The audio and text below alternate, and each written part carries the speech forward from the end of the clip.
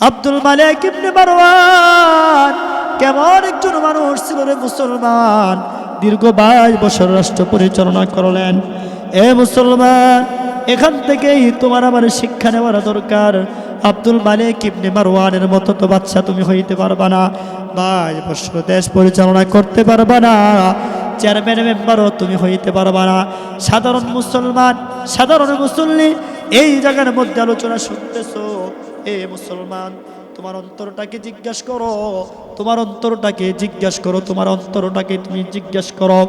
আব্দুল মালিক ইবনে মারওয়ান যদি দীর্ঘ 22 বছর রাষ্ট্র পরিচালনা করলেন, যদি তার রাষ্ট্রটা যদি আল্লাহর রাসূলের হুকুম মতো হইতো, কোরআন সুন্নাহ যদি অনুযায়ী হইতো, তাহলে তার পরিণামে এই অবস্থা হইতেন না। আব্দুল মালিক ইবনে মারওয়ান সেই রহমতের নবীর দিকে জীবনটাকে চালায় নাই। এই জন্য রে মুসলমান, ওই নবীর দিকে যদি সে তাকাইতো, ওই নবীর কোরআন সুন্নাহর দিকে যদি তাকাইতো, আল্লাহ তাআলা এই জন্য বলেন, রাসূল বলে, কবি বলেন, अपने मर्जी से कभी कुछ नहीं कहते आका। अल्लाह नबी बोलें, अपने मर्जी से कभी कुछ नहीं कहते आका, जो खुदा कहता है सरकार वही कहता है। अल्लाह नबी बोलें, निजर नबी थे, निजर मन থেকে আল্লাহ বলে, আমার হাবিব, আমার প্যারা নবী, আমার দোস্ত নিজের থেকে বাড়িয়ে কোনো কথা বলেন নাই। আল্লাহ তাআলা যায় বলে, আপনি মর্জি সে কবি কুছ নেহি कहते आका। নিজের মন থেকে, নিজের ইচ্ছা থেকে এ মুসলমান কোনো কথা আমার নবী বলেন নাই। जो खुदा कहता है, যেই আল্লাহ তাআলা যা বলে, সরকার ওহি कहता है, জনাবে মুহাম্মদুর রাসূলুল্লাহ সেই নবী তাই বলে, আমার রব আল্লাহ তাআলা যা বলে। আল্লাহ তাআলা এই মজলিসটাকে আল্লাহ তাআলা দামি বানিয়ে দেয়। এই জন্য আমরা সর্বপ্রথম সেই মহান রব্বে কারীমের দরবারে শুকরিয়া আদায় করব, যে রব আল্লাহ তাআলা আমাদেরকে এত নাজ নিয়ামত দিয়েছেন। এই জন্য আমরা তার কাছে শুকরিয়া আদায় করা।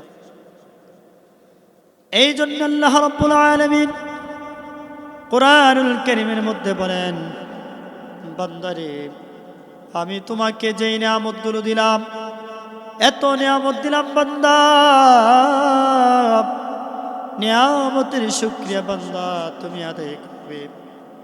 আল্লাহ তাআলা বলেন, লাইন শাকারতুম লাযীদান্নাকুম ওয়া লাইন কাফারতুম ইন্না আযাবি লাশাদীদ। আল্লাহ রাব্বুল আলামিন বলে, বান্দা, যেই বান্দা আল্লাহ তাআলার নিয়ামত পাওয়ার পরে শুকরিয়া আদায় করে, আল্লাহ তাআলা বলে, বান্দারে, তুমি আমি আল্লাহ তাআলা নিয়ামত দিয়েছি, নিয়ামতের শুকরিয়া আদায় করলা। এই জন্য রব্বে কারীম বলে, বান্দা, আমি আল্লাহ তাআলা নিয়ামতকে তোমার বাড়িয়ে দেই। বান্দারে, আমি রব বলে স্বীকার করলে, আল্লাহকে আল্লাহ বলে জানলে, আল্লাহকে আল্লাহ বলে মানলে, আল্লাহর দিকে নিজের জীবন সব কিছু সঁপে দিলে, আর রব্বে কারীমের দরবারে শুকরিয়া আদায় করলে এই মজলিসে আসার কারণে, এই জন্য আল্লাহ তাআলা বলে, বান্দারে, আমি তোমার নিয়ামতকে আরো বাড়িয়ে দেই। আর যেই সকল বান্দা আল্লাহ তাআলা নিয়ামত দিল, নিয়ামতের শুকরিয়া আদায় করে না, আল্লাহ রাব্বুল আলামিন বলে, বান্দারে, আমি তোমাকে কঠিন থেকে কঠিন আযাবের দিকে, পেরেশানির দিকে তোমাকে নিক্ষেপ করে দেই। এই জন্য রব আল্লাহ তাআলা আমাদেরকে আজকে এই জায়গার মধ্যে আসার জন্য তৌফিক দান করেছেন। কারণ এই এলাকার মধ্যে লক্ষ্য করে দেখবেন, কতই না মানুষ আছে, কিন্তু ওই মানুষগুলো তো এই জায়গার মধ্যে বসতে পারে না, ঠিক কিনা? আজকে এই মানুষগুলো যদি এই জায়গায় আসতে পারতো, তাহলে কত দামি না হইতে পারত। এই জন্য আল্লাহ রাব্বুল আলামিন বলে, এ দুনিয়ার মানুষ, জান্নাতি মানুষগুলো জান্নাতি হবে। আমি আমার জান্নাতি বান্দাগুলো আমার নবীকে যেমন শ্রেষ্ঠ বানিয়েছি, আমার নবীকে যেমন শ্রেষ্ঠ নিয়ামত দিয়েছি, আমার শ্রেষ্ঠ নবীর শ্রেষ্ঠ উম্মতগুলো যদি যাররা পরিমাণ ঈমানের মালিক হয়ে কবরে যাইতে পারে, যাররা পরিমাণ ঈমানওয়ালা হইতে পারে, আল্লাহ তাআলা বলে বান্দারে আমি রব আল্লাহ তাআলা বান্দা তোমাকে এই দুনিয়ার দুনিয়ার সমপরিমাণ জান্নাত দান করব। এই যে দেখেন দুনিয়াতে অল্প একটু জায়গা রাখতে গেলে কত পরিশ্রম করতে হয়, জীবনের স্বাদ আহ্লাদ, জীবনের সেই মূল্যবান সময়গুলো ব্যয় করে আপনার আমার অল্প অল্প টাকা জমায়েত করে জমিয়ে তারপরে অল্প একটু জায়গা কিনতে হয়। আর আপনি একবার সুবহানাল্লাহ আলহামদুলিল্লাহ বলবেন, রব আল্লাহ তাআলা আপনাকে এই নিয়ামতগুলো দিয়ে দিবেন। যারা পরিমাণ ঈমান নিয়ে কবরে যাবেন, আল্লাহ তাআলা আপনাকে এই দুনিয়ার দুনিয়ার সমপরিমাণ জান্নাত দান করবেন। তে চিন্তা করে দেখেন, কেমন একজন নবী পেয়েছি, কেমন একটা কোরআন পেয়েছি, আর এই কোরআনের আদর্শ যাদের মধ্যে লালন পালন করবে, এই আদর্শের মাধ্যমে যেই ব্যক্তি যাররা পরিমাণ ঈমানওয়ালা হয়ে কবরে যাইতে পারে, আল্লাহ তাআলা বলে বান্দা বাংলাদেশের মতো নয়, একটা নয়, দুইটা নয়, আমি আল্লাহ তাআলা এই পৃথিবীটা কত বড়, এই রকম আমার যাররা পরিমাণ ঈমানওয়ালা বান্দাকে এই দুনিয়ার দুনিয়া সমপরিমাণ জান্নাত দান করব। মুসলমান বলতেছিলাম ঈমান ঈমান ঈমান, যদি মুসলমান তুমি ঈমানওয়ালা হইতে পারো, আল্লাহর রাসূল সাল্লাল্লাহু আলাইহি সাল্লাম এমন সমাজ প্রতিষ্ঠা করে গিয়েছিলেন যেই সমাজের মানুষের মধ্যে ছিল ঈমান, যেই সমাজের মানুষের মধ্যে ছিল ইনসাফ, যেই সমাজের মানুষের মধ্যে ছিল পারস্পরিক ভালোবাসা। আজকে মানুষগুলোর মধ্যে ঈমান নেই, আজকে মানুষগুলোর মধ্যে পারস্পরিক ভালোবাসা নেই। এমন একজন নবী, যেই নবীর মুসলমান ঈমান ভিত্তিক সমাজ প্রতিষ্ঠা করে গিয়েছিলেন, যেই সমাজের সদস্যদের মধ্যে ছিল ঈমান। আজকে তোমার আমার ঈমান কেমন? মুসলমান, ঈমান হচ্ছে কচু পাতার পানির মতো। কচু পাতায় পানি না যেমন টলমল করে আপনাকে আমাকে ভিজাইতে পারে না, ঈমান সেই রকম আমাকে আপনাকেও ভিজাইতে পারে না। কচু পাতার পানি যেমন কচু পাতাকে ভিজাইতে পারে না, মুসলমান, আজকে তোমার আমার কোরআন হাদিস এই জান্নাতি মজলিসগুলো তোমাকে আমাকে ঈমানের নূরে আমলের নূরে এইরকম ভিজাইতে পারে না। মুসলমান, চিন্তা করার দরকার, চিন্তা করার দরকার। ঈমানের হালত কি? আল্লাহর নবী সাল্লাল্লাহু আলাইহি সাল্লাম বলেন, দুনিয়ার মানুষ তোমরা মনে করো না ঈমান শুধু পরকালে কামিয়াবি আসবে। না না রে বান্দা, ঈমান শুধু পরকালে কামিয়াবি আসবে না।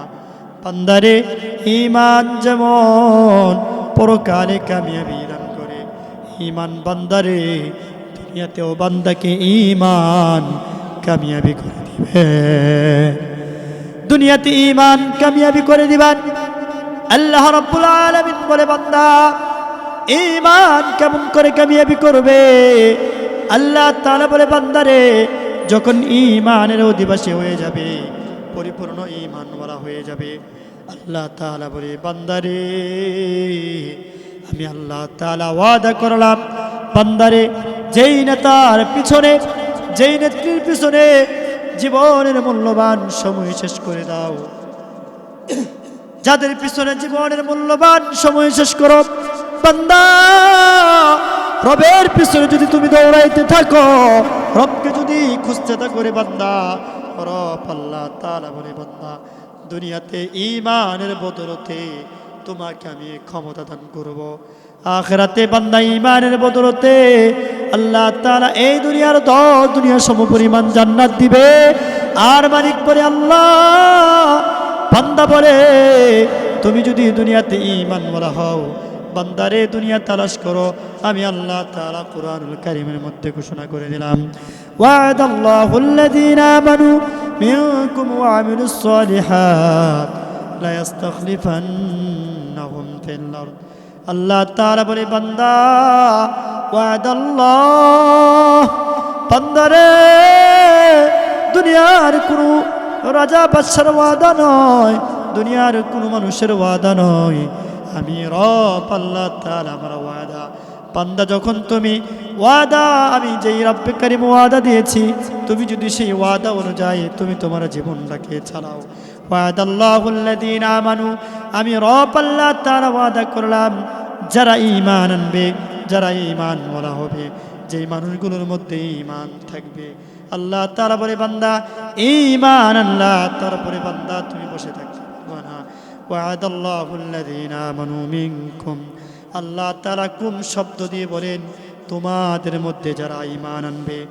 আল্লাহ তাআলা অপশন রেখে দিলেন মুসলমান, আমার কথাগুলো বুঝে আসতেছে কিনা? আল্লাহ তাআলা বলতেছেন হে মুসলমান, তোমাদের মধ্যে যারা ঈমানওয়ালা হবে, তোমাদের মধ্যে যারা ঈমানওয়ালা হবে, ওয়াদাল্লাহুল্লাযীনা আমানু মিনকুম, মিনকুম শব্দ দিয়ে আল্লাহ তাআলা উলামা ইকরামের কথা বলেন নাই, আল্লাহ তাআলা কারি হাফেজদের কথা বলেন নাই, মিনকুম শব্দ দিয়ে বলেন তোমাদের মধ্যে যারা ঈমান আনবে।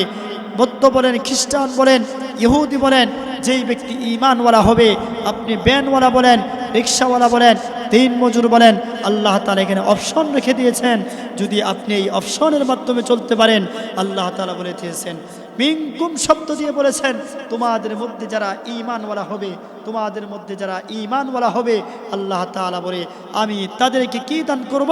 মিনকুম শব্দ দিয়ে বলেন ওয়াদাল্লাহুল্লাযীনা আমানু মিনকুম ওয়া আমিলুস সালিহাত। আল্লাহ রাব্বুল আলামিন বলেন ওয়াদাল্লাহুল্লাযীনা আমানু মিনকুম, বান্দা কি করবে? তোমাদের মধ্যে যারা ঈমান আনবে, ঈমান আনার পরে বান্দা বসে থাকতে পারবে না। মিনকুম ওয়া আমিলুস সালিহাত, বান্দারে যখন আমলে সালেহ করবে, ওয়া আমিলুস সালিহাত, যখন ঈমানওয়ালা হয়ে যাবে এবং আমলে সালেহ করবে, ঈমানওয়ালা হয়ে গেলে আমলে সালেহ করেওয়ালা হয়ে গেলে বান্দা, দুইটা জিনিস যখন তুমি সমন্বয় করবে, আল্লাহ তাআলা বলেন লা ইস্তাখলিফান্নাহুম ফিল আরদ শব্দ দিয়ে আল্লাহ তাআলা বলে দুনিয়ার জমিনে আমি তোমাকে কি দান করব? দুনিয়ার জমিনে বান্দা তোমাকে আমি ক্ষমতা দান করব।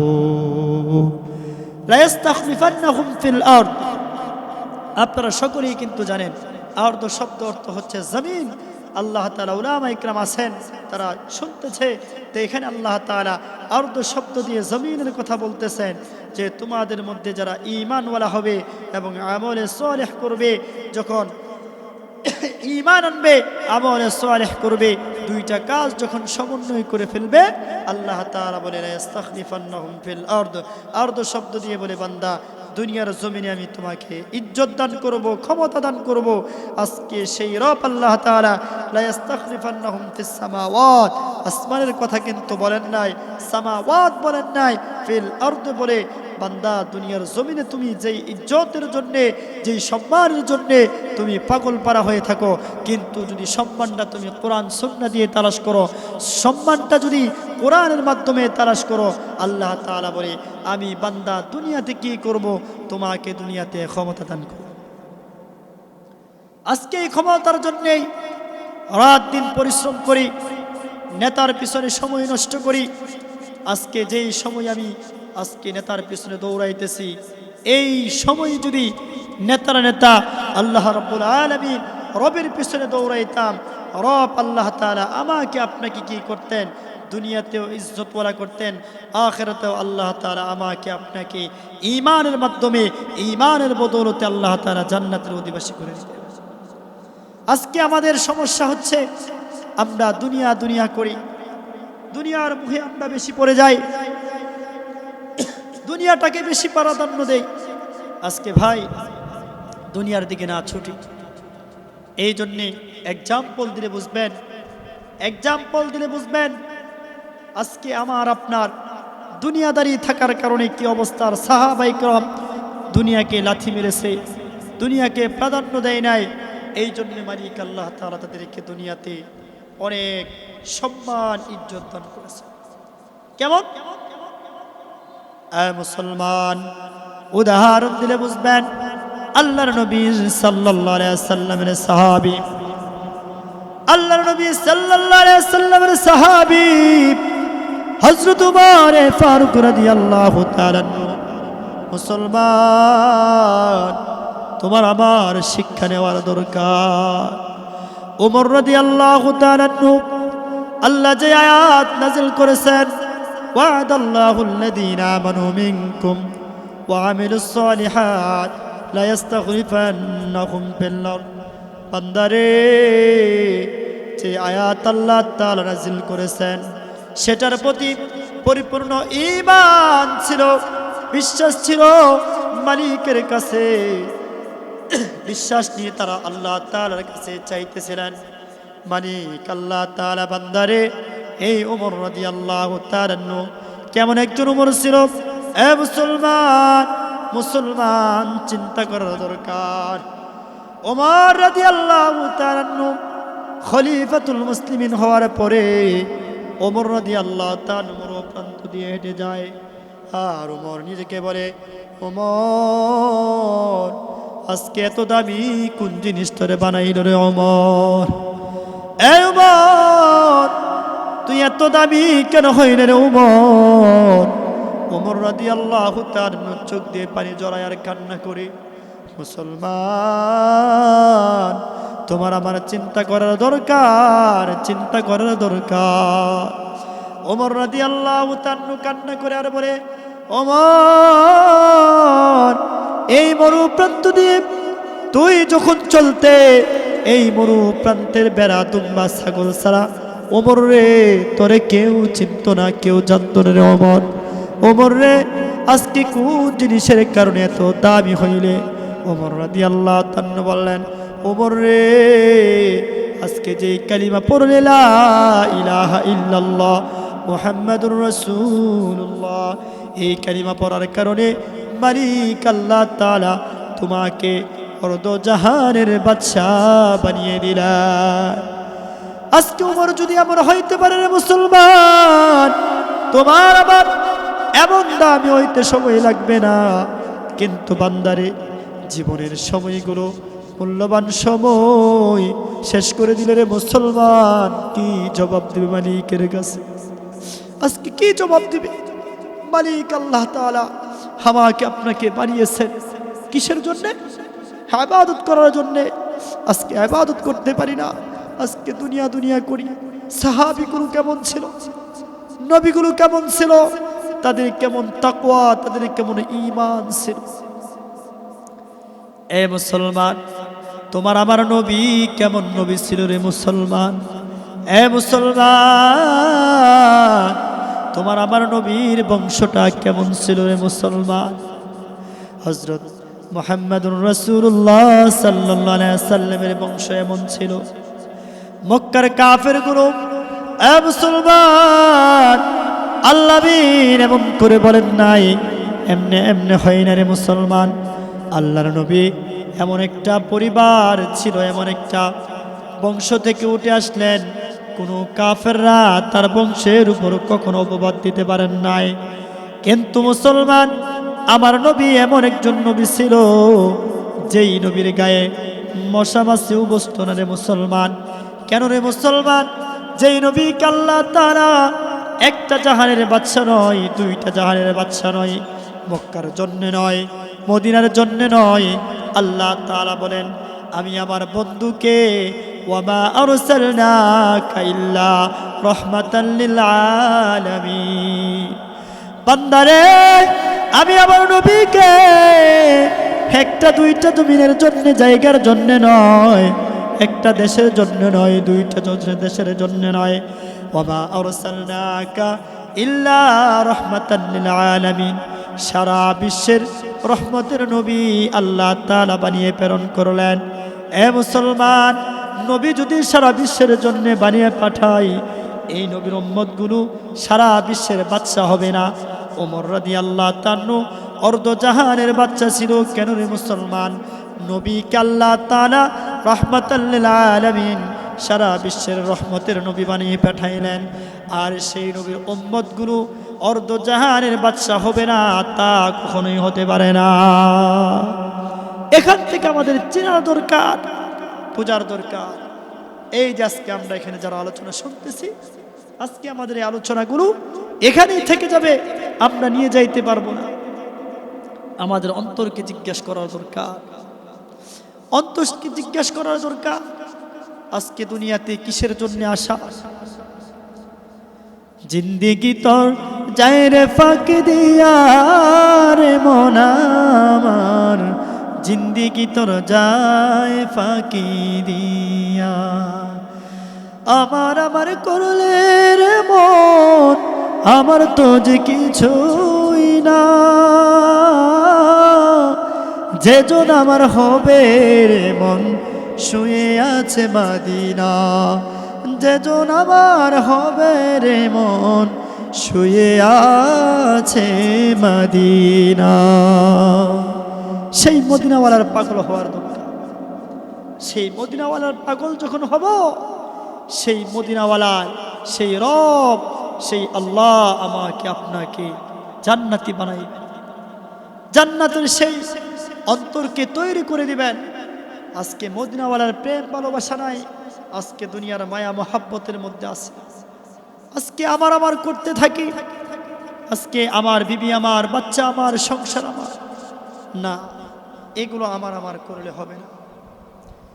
আতাউন কলিলুন ফিদ দুনিয়া সুম্মা মাওয়াহুম জাহান্নাম। এ মুসলমান, এই আয়াতের মধ্যে আল্লাহ তাআলা বলে, বান্দারে, নগণ্য দুনিয়া, সামান্য দুনিয়াকে তোমরা প্রাধান্য দাও, দুনিয়ার বুক বিলাসে পড়বে না রে মুসলমান। এ মুসলমান, দুনিয়ার বুক বিলাসে পড়বে না রে মুসলমান। ঈমানওয়ালা হও, ঈমান দিয়ে নিজের জীবনটাকে করো। ঈমানওয়ালা মালিক আল্লাহ রাব্বুল আলামিন তোমাকে আমাকে দুনিয়াতেও কখনো পেরেশানি দিবেন না। বান্দারে, যেই মানুষগুলো ঈমানওয়ালা হইতে পারে নাই, সেই মানুষগুলোর ইতিহাস তুমি তালাশ করো, সেই মানুষগুলোর জিন্দেগির দিকে তোমরা তাকাও। ইতিহাস বলে, আব্দুল মালিক ইবনে মারওয়ান নামের একজন বাদশা ছিল, দীর্ঘ 22 বছর রাজত্ব করলেন। এ মুসলমান, উমরের রাজত্ব কেমন ছিল? আল্লাহর নবীর দেশ পরিচালনা কেমন ছিল? যেই মানুষগুলো কোরআন সুন্নাহ মানবে না, যেই মানুষগুলো ঈমানওয়ালা হইবে না, যেই মানুষগুলো আল্লাহর রাসূল অনুসরণ করবে না, সেই মানুষগুলোর জীবন কেমন হবে চিন্তা করা দরকার। আব্দুল মালিক ইবনে মারওয়ান কেমন একজন মানুষ ছিল রে মুসলমান, দীর্ঘ 22 বছর রাষ্ট্র পরিচালনা করলেন। এ মুসলমান, এখান থেকেই তোমার আমার শিক্ষা নেওয়ার দরকার। আব্দুল মালিক ইবনে মারওয়ানের মতো তো বাদশা তুমি হইতে পারবা না, 22 বছর দেশ পরিচালনা করতে পারবা না, চেয়ারম্যান মেম্বারও তুমি হইতে পারবা না। সাধারণ মুসলমান, সাধারণ মুসল্লি এই জায়গার মধ্যে আলোচনা শুনতেছো, এ মুসলমান, তোমার অন্তরটাকে জিজ্ঞাসা করো, তোমার অন্তরটাকে জিজ্ঞাসা করো, তোমার অন্তরটাকে তুমি জিজ্ঞাসা করো। আব্দুল মালিক ইবনে মারওয়ান যদি দীর্ঘ 22 বছর রাষ্ট্র পরিচালনা করলেন, যদি তার রাষ্ট্রটা যদি আল্লাহর রাসূলের হুকুম মতো হইতো, কোরআন সুন্নাহ যদি অনুযায়ী হইতো, তাহলে তার পরিণামে এই অবস্থা হইতেন না। আব্দুল মালিক ইবনে মারওয়ান সেই রহমতের নবীর দিকে জীবনটাকে চালায় নাই। এই জন্য রে মুসলমান, ওই নবীর দিকে যদি সে তাকাইতো, ওই নবীর কোরআন সুন্নাহর দিকে যদি তাকাইতো, আল্লাহ তাআলা এই জন্য বলেন, রাসূল বলে, কবি বলেন, अपने मर्जी से कभी कुछ नहीं कहते आका। अल्लाह नबी बोलें, अपने मर्जी से कभी कुछ नहीं कहते आका, जो खुदा कहता है सरकार वही कहता है। अल्लाह नबी बोलें, निजर नबी थे, निजर मन থেকে আল্লাহ বলে, আমার হাবিব, আমার প্যারা নবী, আমার দোস্ত নিজের থেকে বাড়িয়ে কোনো কথা বলেন নাই। আল্লাহ তাআলা যায় বলে, আপনি মর্জি সে কবি কুছ নেহি कहते आका। নিজের মন থেকে, নিজের ইচ্ছা থেকে এ মুসলমান কোনো কথা আমার নবী বলেন নাই। जो खुदा कहता है, যেই আল্লাহ তাআলা যা বলে, সরকার ওহি कहता है। জনাবে মুহাম্মদুর রাসূলুল্লাহ সেই নবী তাই বলে, আমার রব আল্লাহ তাআলা যা বলে। এই জন্য আমি বলতেছিলাম যে আল্লাহ তাআলা তার রাসূল এমন কিছু কথা, যেই কথাগুলো বলে রব আল্লাহ তাআলা যা বলে তাই বলেন, কিন্তু সেই রব যা বলেছে তা যদি রাসূল অনুসরণ করতেন, অনুকরণ করতেন, তাহলে আব্দুল মালিক ইবনে মারওয়ানের অবস্থা কিন্তু এই হতো না। আব্দুল মালিক ইবনে মারওয়ান 22 বছর রাষ্ট্র পরিচালনা করেছে। যেইভাবে মন চায় সেইভাবে পৃথিবীর জমিনের মধ্যে তার জীবন পরিচালনা করেছে, রাষ্ট্র পরিচালনা করেছে, অন্যের মাল লুণ্ঠন করেছে, ব্যভিচার, অন্যায় পাপাচার, যা মন চায় তা করেছে। এ মুসলমান, চিন্তা করার দরকার। আব্দুল মালিক ইবনে মারওয়ান যখন মৃত্যুবরণ করেন, ওমর ইবনে আব্দুল আজিজ, সেই ওমর না যেই ওমর ইসলামের খলিফাতুল মুসলিমিন, আল্লাহর নবী সাল্লাল্লাহু আলাইহি ওয়াসাল্লামের যেই মাথা কাটার জন্য যেই ওমর আসছিল, সেই ওমর না ইসলামের দ্বিতীয় খলিফা আব্দুল মালিক ইবনে মারওয়ানের জামানায় তার মেয়ের জামাতা ওমর ইবনে আব্দুল আজিজ যখন আব্দুল মালিক ইবনে মারওয়ান ইন্তেকাল করলেন, ওমর ইবনে আব্দুল আজিজ বলে, এ মদিনাবাসী, আব্দুল মালিক ইবনে মারওয়ান যেভাবে মন চায় আমার শ্বশুর রাষ্ট্র পরিচালনা করেছে, পাক আমের মতো যার চেহারাটা থাকে, সেই নবীকে যদি কেউ না মানে, দুনিয়ার জমিনের মধ্যে আল্লাহ তাআলা তার এই অবস্থা করে আল্লাহ তাআলা মানুষদেরকে জানিয়ে দেয়। ওমর ইবনে আব্দুল আজিজ বলতেছে, কবরের মধ্যে যখন তার লাশটা রাখলাম, চেহারাটা কালো হয়ে গেল। আমি মানুষদেরকে ডেকে বললাম, এ আরবের মানুষ, তোমরা তাকাইয়া দেখো, এই মানুষটা আল্লাহর নবীর কোরআন মানে নাই, সুন্নাহ মানে নাই, মন চায় জিন্দেগি চালাইছে, এই জন্য মালিক আল্লাহ তাআলা তার চেহারাটা কালো করে দিছে, আল্লাহ তাআলা তার অবস্থা করেছে। এ মুসলমান, সাবধান সাবধান, যেই নবীকে আল্লাহ তাআলা প্রেরণ করেছে, এই নবীর আদর্শ যদি তোমার মধ্যে থাকে, এই নবীর কোরআন যদি তোমার মধ্যে থাকে, এই নবীর কোরআন যদি সিনার মধ্যে ধারণ করে জীবন পরিচালনা করতে পারো, সেই রব আল্লাহ তাআলা তোমাকে বেইজ্জতি করবে না, দুনিয়ার জমিনে আল্লাহ তাআলা তোমাকে সম্মান করবে। এ মুসলমান, যেই রব আল্লাহ তাআলা তোমাকে মাফ করার জন্য অপশন রেখে দিয়েছেন, তোমাকে ক্ষমা করার জন্য যেই রব আল্লাহ তাআলা এত সুন্দর করে রাস্তা বাতলাইয়া গেলেন, নবীর আদর্শের মাধ্যমে যখন তুমি তোমার জীবনটাকে লালন করবে, নবীর আদর্শের মাধ্যমে যখন তুমি কি করবে, এই তোমার জীবনটাকে লালন পালন করবে, তোমার বিবি, তোমার সংসার, তোমার সন্তান যখন তুমি সুন্দর করে পরিচালনা করবে, রব আল্লাহ তাআলা তোমাকে দুনিয়াতে বেইজ্জতি কখনোই করবে না। ওমর ইবনে আব্দুল আজিজ বলে, এ দুনিয়ার মানুষ, তোমরা দেখেছো, এখান থেকে শিক্ষা নিবে, শিক্ষা নিবে। ওমর ইবনে আব্দুল আজিজ বলে, আব্দুল মালিক ইবনে মারওয়ান রাষ্ট্র পরিচালনা করেছে, কুরআন সুন্নাহ মানে নাই, তাদের পরিণত এই হয়েছে। তারপরে ক্ষমতার মধ্যে আসলেন তার ছেলে ওয়ালিদ, বেশি দিন কিন্তু রাষ্ট্র পরিচালনা করতে পারেন নাই রে মুসলমান, মাত্র 9 মাস রাষ্ট্র পরিচালনা করেছে। 9 মাস পরে যখন ওয়ালিদ ইন্তেকাল করলেন, ওমর ইবনে আব্দুল আজিজ বলেন, এ মুসলমান, আরবের মানুষ, তোমরা শুনো, বাবা যেইভাবে রাষ্ট্র পরিচালনা করেছে, সন্তানও সেইভাবেই রাষ্ট্র পরিচালনা করেছে, বাবার পরিণতি এই হয়েছে, আমি তার সন্তানের পরিণতি কি হয় আমি দেখতে চাই।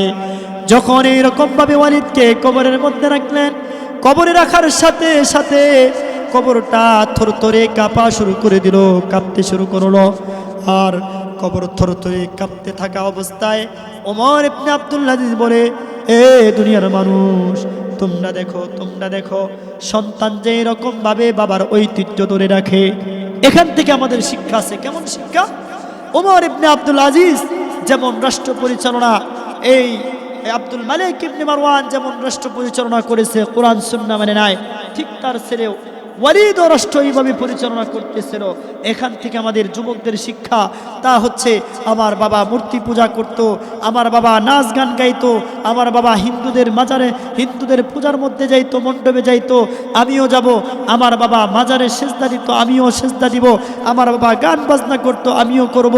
আমার বাবা আজকে যেই কাজগুলো করে গেছে, আমি আমার বাবার ঐতিহ্য ধরে রাখতে চাইতেছি। এখন ওমর ইবনে আব্দুল আজিজ কোরআন মানে নাই না, আব্দুল মালিক ইবনে মারওয়ান কোরআন মানে নাই। ওমর ইবনে আব্দুল আজিজ বলতেছে তোমাদের জন্য শিক্ষা তার সন্তান থেকে।